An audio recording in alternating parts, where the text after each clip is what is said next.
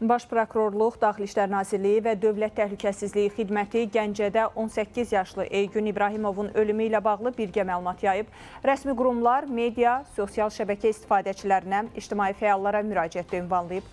Detalları təqdim edirik.